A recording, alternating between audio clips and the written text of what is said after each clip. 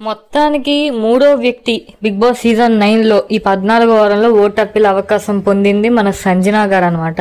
మనకి ఫస్ట్ వ్యక్తి ఇమాన్యుయల్ గారు, డిమోన్ గారు ఇమాన్యుయల్ గారు వెళ్తే ఇమాన్యుయల్ గారికి ఓటు అప్పీల్ అవకాశం వచ్చింది. అండ్ నిన్న నిన్న బుధవారం ఎపిసోడ్లో వచ్చేసరికి మనకి భరణి గారు తనుజ గారు వెళ్తే తనుజ గారికి ఓటు అప్పీల్ అవకాశం వచ్చింది. అండ్ ఈ రోజు గురువారం అయితే ప్యూర్ సంజన గారి ప్రభంజనం నడుస్తుంది. మీకు అందరికీ ఆల్రెడీ 2 వీడియోస్లో చెప్పాను కూడా విడివిడిగా.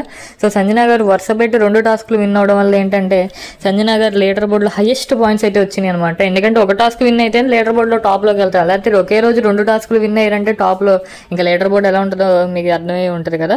సో సంజన గారికి అయితే ఓటు అప్పీల్ అవకాశం అయితే వచ్చిందనమాట. పబ్లిక్ ముందు సంజన గారి గేమ్ చెప్పుకునే ఒక గోల్డెన్ ఛాన్స్ అయితే సంజన గారికి దొరికింది. ఆవిడ ఒక స్ట్రాంగ్ కంటెస్టెంట్ లాగా ఇప్పుడైతే మనకి అఫ్కోర్స్ అందరికీ తెలుసు. ఈ రోజు ఆడిన గేమ్ చూస్తే స్ట్రాంగ్ కంటెస్టెంట్ మనందరికీ పక్కగా అర్థమైపోద్ది. సో ఎనీవే సంజన గారికి వచ్చేసరికి ఓటు అప్పీల్ అవకాశం వచ్చింది. బట్ సంజన గారితో పాటు ఆపోనెంట్గా ఇంకొక పర్సన్ ఎవరైనా వచ్చారా లేకపోతే ఓన్లీ సంజన గారినే పంపించారా గార్డెన్ ఏరియాలో కానీ ఇంకా క్లారిటీ లేదు. ఏది క్లారిటీ ఉన్నా లేకపోయినా సంజన గారికి ఓటు అప్పీల్ అవకాశం వచ్చింది. ఇది మాత్రం ఫిక్స్.